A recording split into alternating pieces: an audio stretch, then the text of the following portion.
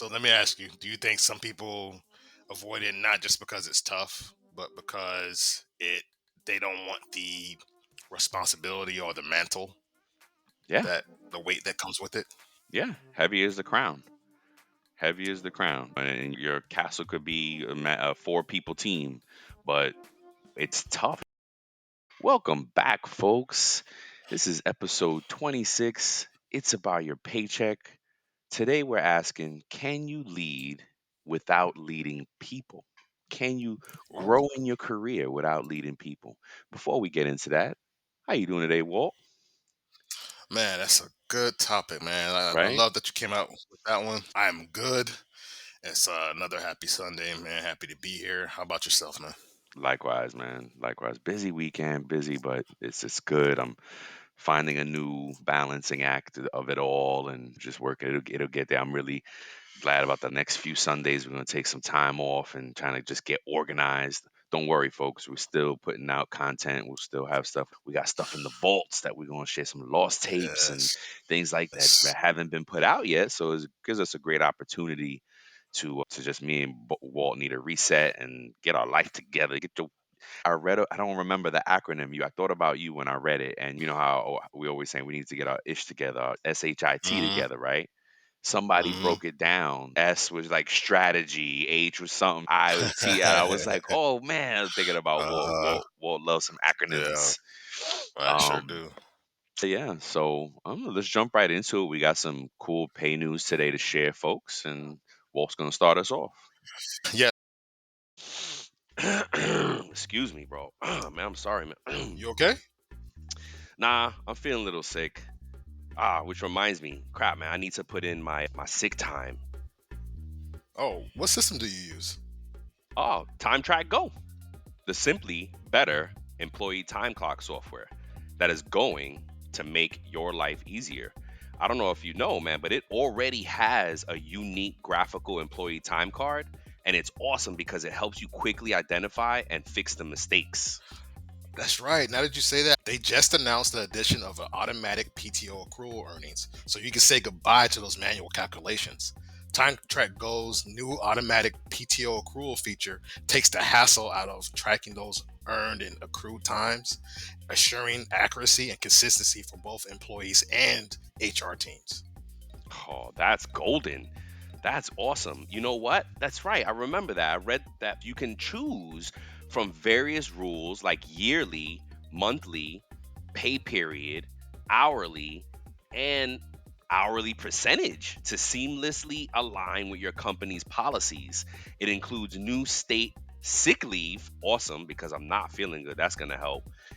And you can do vacation hours that automatically increase with length of service. Man, like, how could someone find out what a simply better solution could do for their business?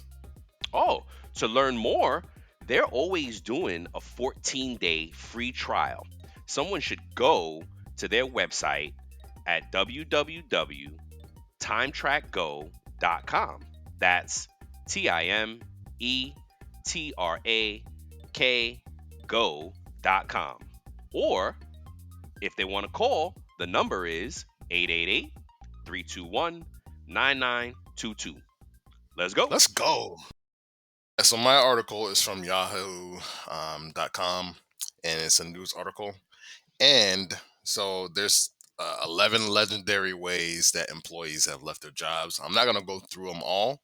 I'm just going to go through the five that I like. So Okay. the article link will Sounds be in the show funny. notes. So yes, the first one is somebody quit their job. A Twitter employee quit their job by trolling the president. So former President Donald Trump, they deactivated Donald Trump's Twitter account. So even though it was only down for 11 minutes, they just decided to do it themselves. And so when Twitter found out, or X found out, they let go of the employee after doing the investigation because it was unprompted. Like the employee did it without being told to do it. So that was one. There was another Ooh. one where someone sent a cake to his job to start his because he wanted to start his own baking business. So Uh-huh. why not bake a cake and say, hey, here's my resignation in the form of a cake, or resignation letter in the form of a God. cake. And That's hilarious. yeah, and Hope so he's a he said it to successful his baker job. now. I hope so. Another dude, another manager, quit his job by at a fast food restaurant by performing Ice Baby with the I Quit shirt on top of the counter. Seen that. Yes. And then another Yes. one, another situation happened at a Oh, Chipotle in State College, Pennsylvania, where the entire staff quit, and they put dang. a note. Yeah, they put a note on the door saying that, "Hey, ask our corporate offices why employees are forced to work in borderline sweatshop conditions and stuff like that." They left it on the door, and they just nobody worked. So it's pretty interesting. There's some other stuff on here, a lot of fun stuff on here, and everything. Crazy. That's a good one. I like that Yeah, Chipotle one. That's yeah, and then the last one I liked was this former Taco Bell employee in 2011. This employee, sometimes they have the signs out where you can put the letters on instead of different yes. words like "come Like get out in this," front of like "2 for church. 1 special." Yes, like something Got like it. that. The little lit up signs with the little letters you can remove. You can always change Yes. them out. Oh, yes, for So fast food places. Yeah, got it. yes, so he put I quit Adam, which is the manager's name, and he put "F you." Oh, dang. Yeah, Dang, so people be that's it, sending. man. That's hilarious. It's Yeah, funny. man. Yeah, just check So that there's out. Yeah, I want to see the Yeah, other ones there's now. more. Yeah. Yep. Check that in the show notes, folks. Gosh, I'm thinking about segue into why some folks are living paycheck to paycheck. Yes. Because you quitting your jobs in a legendary fashion. No, it's no connection, folks. Yes. It's just we've been talking Yes. about this so much, right? Why again, the new stats on it are 80% of the US population are now living paycheck to paycheck. Man, that's shocking, man. Yeah, Because like you said, if it you're was if 70 and then 10%, it, yep. Okay, I think the number 78, like to be but exact still, in the bro. survey, but still closer to 80 than not. And it's like you said, and how you articulated it. If you're standing in a room with 10 people, eight of those folks are living paycheck to paycheck. This is like Yep. to give folks an easy visual. And check out, I don't think it's the last episode or the one before that. We really talked about that a little bit more. And we defined like what paycheck to paycheck is and things like that. So this article is highlighting like based on how much you make, where you fall. And what was shocking is that a third of folks that make 200K or more, a third of them are living paycheck to paycheck. That's crazy, man. Yes. If for again for ease of understanding how we'll put it for us, right? A third is would be one in three people, right? Yeah, third one third. And let me make sure. Yeah, a third of those earning Uh, 200K live paycheck to paycheck. yeah. And Or if we then use the same, if we use the same example, sorry to cut you off. yeah, no, no. it- Out of 10 people, that would be 3 out of 10 people. Oh, A third. yeah. See, 10 people making 200K, three of them are living paycheck to paycheck. And there's this article breaks down different categories between if you make less than 50K, if you make 500 and 100, between the 550 and 100K, more 100 to 200, and then over 200 or 200 and more rather. And then what it does is what I like real quick is the last thing, and then we'll move on, is that it breaks down the whys. Out of eight categories, the top four are insufficient income, a large amount of debt, and paying for family members, and then non-essential Mm, spending. The large amount of debt you can control, and non-essential spending you can control. Living, paying for so let me family ask members you, could control too, in some respects. Go ahead. What's up? were those ranked What in do you order mean? the way you read them out, or those like and say, okay, this is the number one reason? No, the number Um. one reason was large Oh, amount of okay. debt. Oh, okay. Okay. Okay. Yeah, I just gave the top Wow. four out of the eight categories. Yeah, Okay. Wow. large amount of debt and paying for family members, pretty much the top two, and then insufficient income Wow. and non-essential spending. Yep. So look. So see that there's other people are struggling, and those people that make 200K or more, like some of them have big hearts. It seems, Yeah. and they're paying and they're helping their members who are also struggling and living paycheck to paycheck, and that's putting them in that same category. Mm-hmm. Man, Yep. it's Yeah, tough. exactly. Because exactly, a lot of us, you said it. We want to take help family. Think about a lot of U.S. folks that have family overseas, like back in their home Yes. countries. They're probably sending bread back. Yes. That's very common. Um, Supplies, whatever. anything Yeah, that got money. Yeah. and I've seen that. I've seen that become a sticking point in relationships where folks are like, I have to send X amount of money back to my.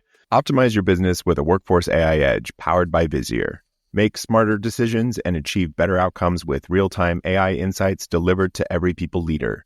Explore more at visier.com. Family and like, why? What do you mean? And I'm just being plain devil's advocate. I know why, but that's tough because somebody from the US and their family's been in the US don't have any family in the old country, so to speak. They may not understand that and connect to that. And they're like, what do you mean? We sending money back to the country. Tell them to get their butt over here. Again, it causes the issues. But large amount of debt Yeah. is the one that stuck out to me because it's such an easier, no, I'm sorry, it's a controllable variable. It's a variable you can overcome with Yeah. intent, with intention, if you're proactive about it. And I think a lot of us, we learn that debt is a tool. If you talk to, if you read like Rich Dad Poor Dad ideology, he leverages debt. And if you don't know how to leverage debt, you just get stuck with debt, right? The rich are Hmm. leveraging debt to make money. They go buy another home and rent that home out.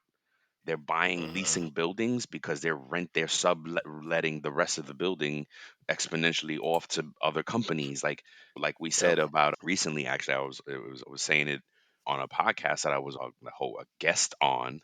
I'm a host of this one. I'm not used to being a guest, and we got into talking about rich, poor, medium class, and middle class rather. And the rich, their ideology, the way they look at money is to send money. The way I saw the post, and I'm sure we shared it. One of us shared it between each other about how the rich put money as soldiers going out to make more money.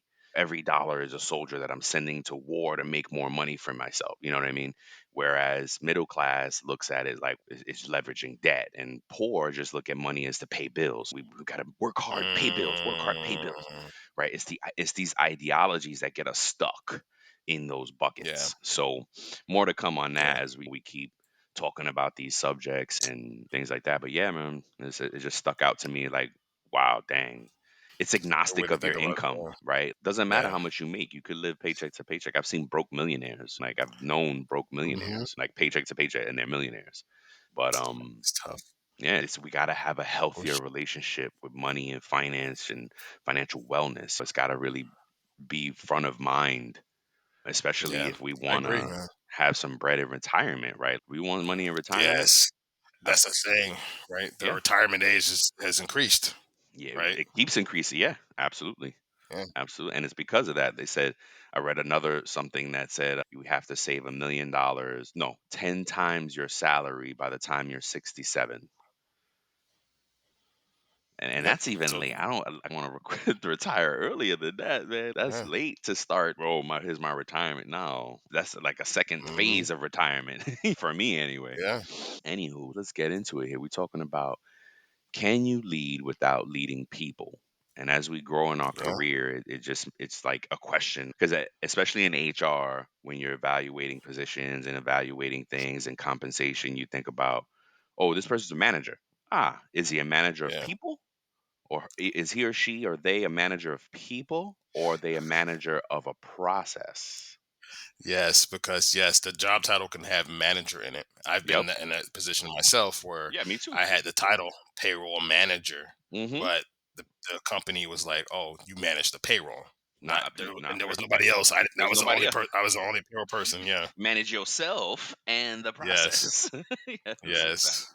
exactly. Yes. So is, can you grow in your career without leading people, or is leading people a must? Walt is going to take us Yeah. through some 5 ways you can lead without being without leading people. Is that what's meant, right? Yes. Okay. Yeah.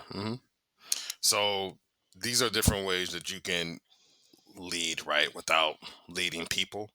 And if you start to do some of these, might set you apart, and people might start to realize, hey, Brian or Walt or Jane do these things. They might be in a position to lead people, and they may consider you for a leadership role. So these are some things that you can do to help you get to that place. So number one, and I agree that this is the top one, is you lead by example.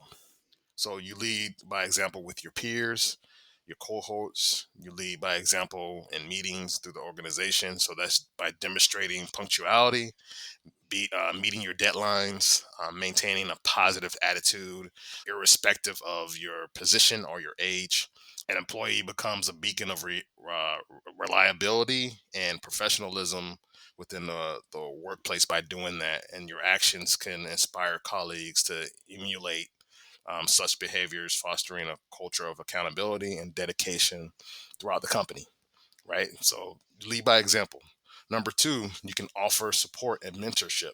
So you can have all the experience Yep. and then you can help mentor other coworkers, other people. So proactively extending guidance and mentorship to newer colleagues, regardless of the hierarchy there, showcases a commitment to collective growth and development, which is something that we have to do as leaders anyway. We have to make sure that our team grows and our team develops so they're the best at their job, which is best for the company.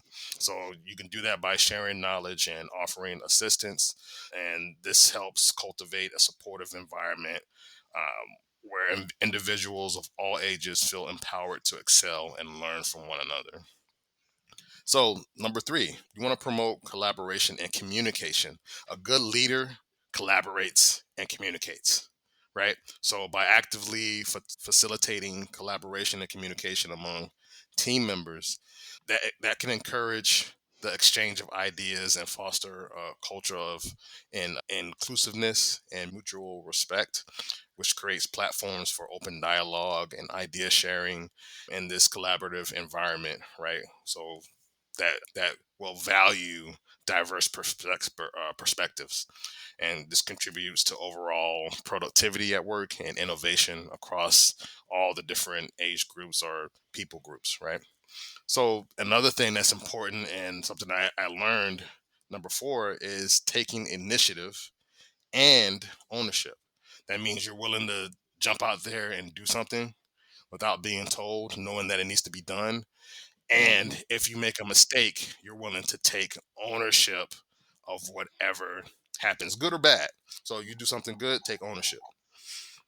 You make a mistake, take ownership, no matter what. So eh, being proactive, taking proactive measures helps address challenges or improve processes within their sphere of influence, and demonstrating a sense of ownership and accountability, like I said, will really help you out in while you're trying to strive to lead. And having these characteristics will help you along the way. And then number five, before I pass the baton here, is to advocate for change and for innovation. So recognizing the importance of adapting to evolving trends and technologies will help you advocate for change and innovation within the organization through proactive engagement with management, proposing new ideas, or participating in pilot programs or beta tests. Some is another word that you might hear. This can champion a culture of continuous improvement, forward thinking, and inspire your colleagues of all ages, groups, race, whatever, and help them embrace change and pursue innovative solutions for shared success.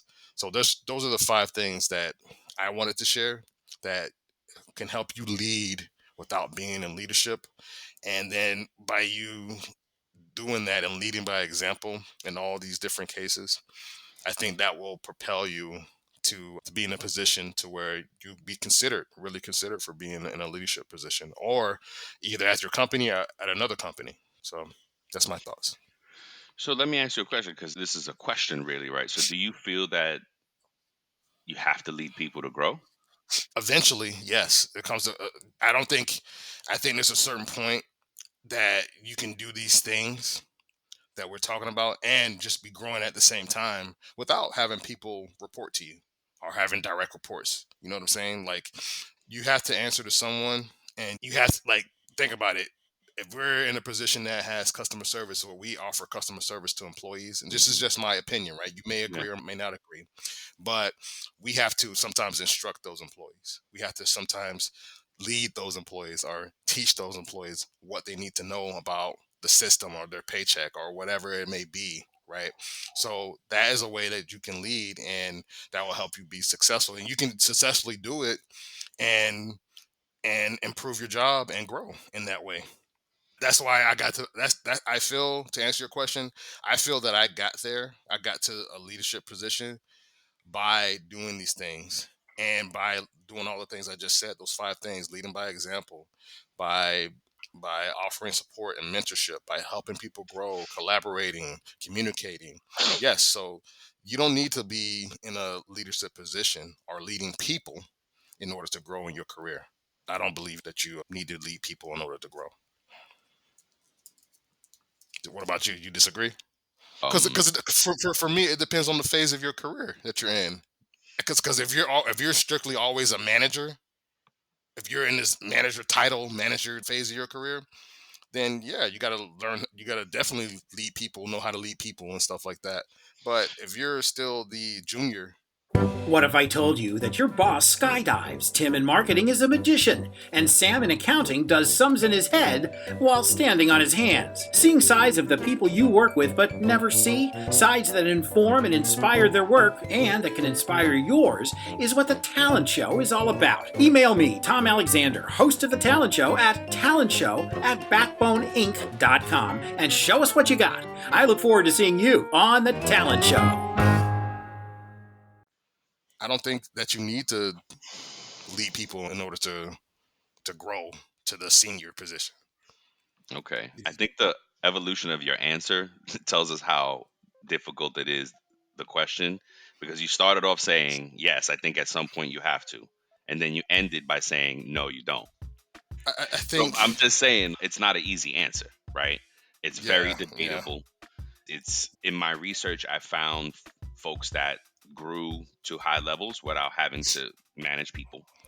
But it's, I think the easy answer is that it's a quicker way to grow. It's an easy way to grow because people people don't often like dealing with people and others. And, you know, some people don't like the customer service parts of it. I hate dealing with people. I don't want to deal with people, blah, blah, blah. That forward facing retail, some people just don't like that. So when I think it's an easier way or a faster way that you can grow because it's undesirable for the most part for some folks or whatever is considered, whatever it might be. Um, I do like the points that you had because doing those things, it's like either way, you're developing a good skill. Even if you stay as a manager of a process, the things that you pointed out would lead by example, offer support, collaboration, taking ownership of your things, and advocating for change and innovation in your process will absolutely help you grow, right?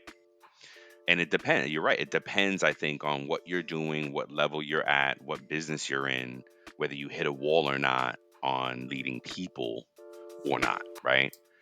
Now, Hmm. my points cover some if you if you do want to go in that leading people role or why, or maybe you're on the fence. I don't know if I want to be a leader of people. There's some folks who we've known them, right? They actively reject promotion because they don't want to lead people. Yeah, And they're if you're okay on the being the worker fence, bee. yeah, they're okay with it, right? They're managing a process. They're an individual contributor, is what they call it in Yeah, HR. We call it an individual contributor, and which is fine. I think there's room for everyone, right? I think a good organization understands, tries to let people do and grow and where they're comfortable, right? But again, if you're on the fence, right, think about some of the things that what this can do. If it can help your career in a little in ways, so it can improve motivation, right? Effective managers can motivate their team. It can improve productivity. If you're good with your yeah. team, if you're really good at connecting with your team and you're a good manager of people, then it can help your productivity because one of again a very important HR ideology is that if you take care of your people, the people will take care of the business, right? It can improve the work environment. If you know, let's say you're in a little corner and you actually you and your team are in your own space and hey, you're able to create a comfortable, safe place for yourselves. And hey, this is how we get down. This is how we are productive. So that's awesome. If you're like a good host, you're probably a good people manager as well. I didn't say leader because that's different. That's a whole nother conversation. Leading and managing is different. It can improve the communication, right? If you have, if again, if you're in this place where you have dominion over your team. You give them a safe place to talk. You can improve that communication. And as me and Walt are subscribers of Ray Diallo's transparency, and the more transparent you can be and about your errors, about what you're not doing well, and all these good things, it's the better environment you can have to succeed, and more productivity can be born from that. It improves teamwork. It improves employee development. If you're really good at being a people manager, you can see where your folks, because not everybody gets motivated by money. Not everybody's motivated by a title. Some people are motivated to lead other people where others aren't. Or some people want just like a flexible, comfortable schedule. So it's your job. The bigger your team, it's your job to figure out what motivates each person, and then trying to drive that for them, because that's how you get the best out of them. And again, they'll develop from there. And it improves employee retention. If you're a good manager, what do we see on Facebook? I was going to say on LinkedIn so much. I didn't leave my job, I left my manager. You see it on there so much. Benefits, of course, yeah, there's good benefits to it. The benefits are countless. Being touching a person is, forget about it. It could change your life, and it can change their lives. Oh my gosh, this manager really. I've had managers in my life where I was at companies that I was just invisible, and it was fine. I was getting along, I was making my earnings, but then these new managers came on board, and they were like, I was able to shine differently, and succeeded from it. It Mm, was like, oh my gosh, wow, yeah. it changed my life. And then at the end of the day, it improves brand, right? How we say, we got to build your brand. You got to build your brand. So it improves your brand, but it also improves the company's brand. And if the company's recognizes those things, then it's both. It's improving your brand and their brand and your brand and their brand, and it elevates the brand, right? Mm, Yes. Yep. being yours or theirs. So those are some of the things Mm, that the benefits out of, if you're on the fence, I don't know, I'm getting these opportunities to be a manager, but I don't want to do it. I don't want to deal with people. I've had managers that left it, that came in, they were veteran in the field, amazing professional, but they never managed people. And then they came in, managed people, and then left and was like, I don't want to manage people anymore, because it's tough. It's tough. It's not easy. So let me ask you, do you think some people avoid it not just because it's tough, but because they don't want the responsibility or the mantle, Yeah. that the weight that comes with it? Yeah. Heavy is the crown. Heavy is the crown. And your castle could be a four people team, but it's tough. You have to now deal with the human dynamics of people and what they're going through. Remember when we talked to Brad Voorhees? We talked Hmm. to an HR expert on the other show, folks, and it's a good show. I got One day we'll find ways to drop these clips over on and cross pollinate and make sure everybody's getting the content. But if you go check the show with Brad Voorhees on It's About Your Payroll, it's about payroll. Sorry, this is It's About Your Paycheck. And he mentioned how HR is evolving to a place where HR may have to deal with personal problems of employees. Yes, That's they that's are dealing with personal problems. Yeah. you see, and that's front line. Where do you think that starts with? Their manager. They go to their manager first. Oh, hey, manager. And it could be a multitude of things and one of the thoughts and sentiments that I like is, as a good manager, you got to meet your people where they are, right? You have to allow for them to have personal lives, because if not, then what are they doing this for? You know what I mean? Man, yeah, I remember back in the day, I worked at places that felt like you couldn't even have a sick day. Like you Hmm. couldn't go to. There was language in some of the HR handbooks. If there was a family member that, unfortunately, God forbid, it's morbid here, but they passed away, but they want your immediate family, and they were like, Bereavement. "Oh, Yeah, yeah, you can't." bereavement. Yeah, I was just talking about that somewhere. I don't know. We talk so much about this stuff, but yeah, I was talking about how I had lost my uncle at a job, and my mom's brother, like, it's my uncle, right? And I couldn't. I took the days, but I couldn't take it as bereavement. I had to take it out of my You, PTO, yep. because it was the family member wasn't close enough, right? Yeah. And Yeah. it's like, what? Who's to say? You know what I mean? Yeah, say you had a best friend that is not blood Oh, related, and you were like brother, bro, sister with your people, and then they pass, and the job tells you got to use your PTO, or you don't have yep. any PTO. Sorry, Gotta take, yeah, unpaid. exactly.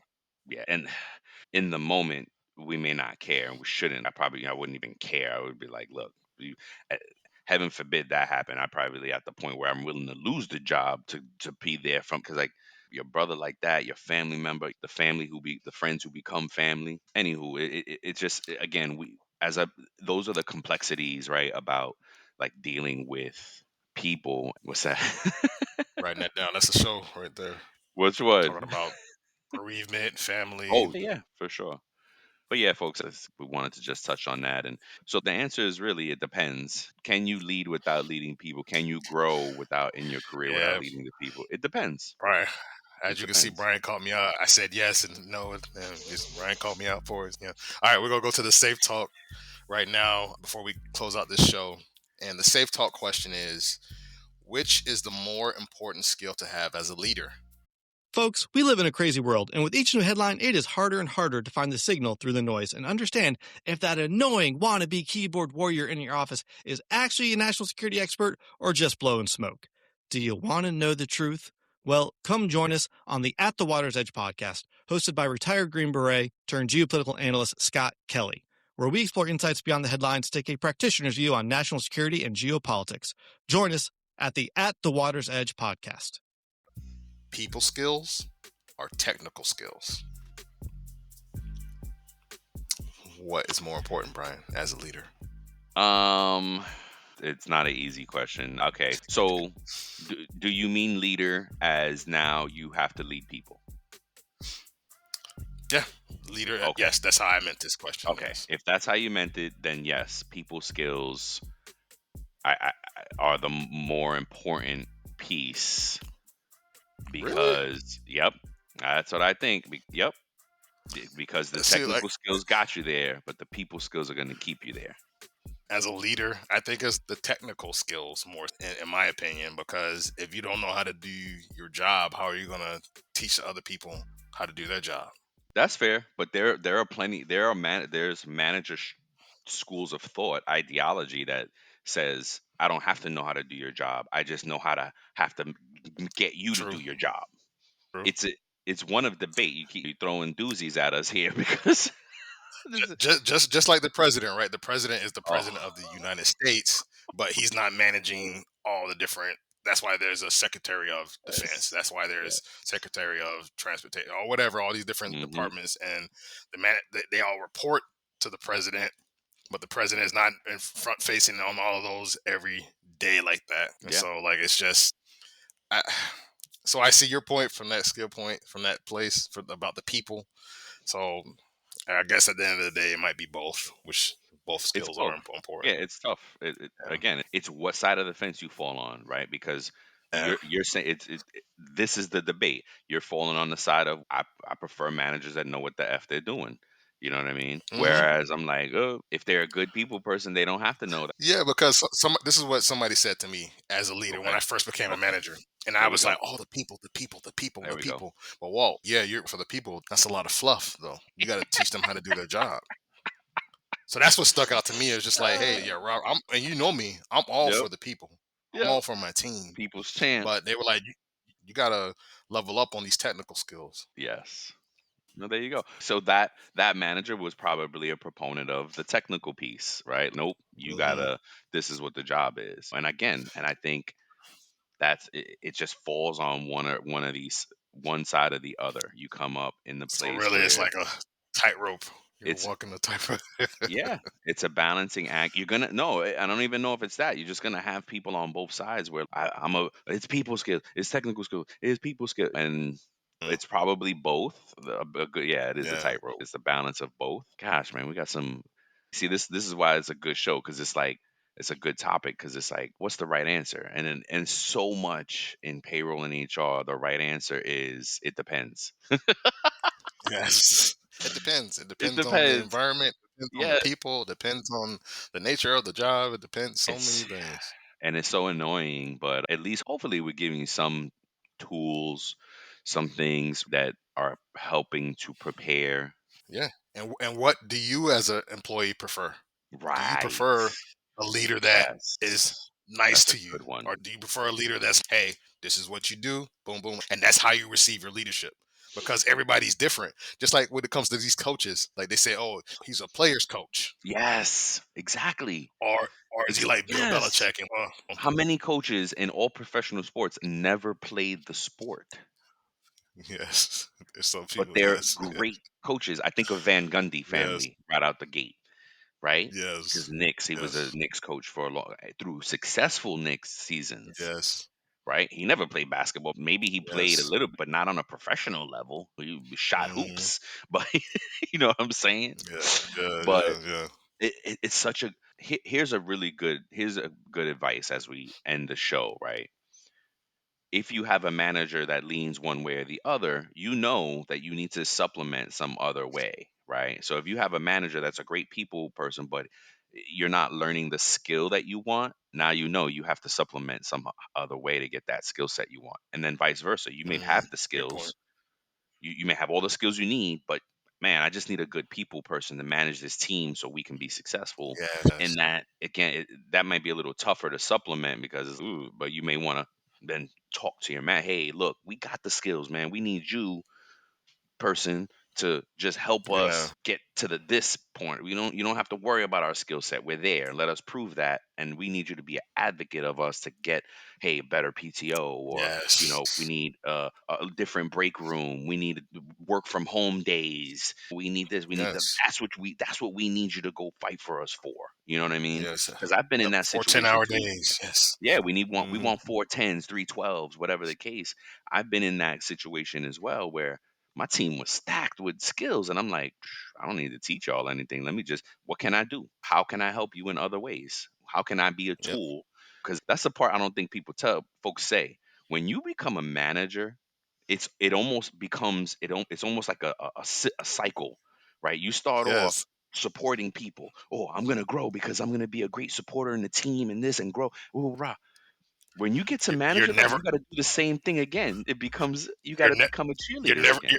you're never not in a support role, That's it. right? That's right. So like That's right. you graduate as a manager, you graduate to another level of it. Where now, instead of just supporting your manager or supporting the company, now you got to support your employees and you got to support the higher ups as well. Yep.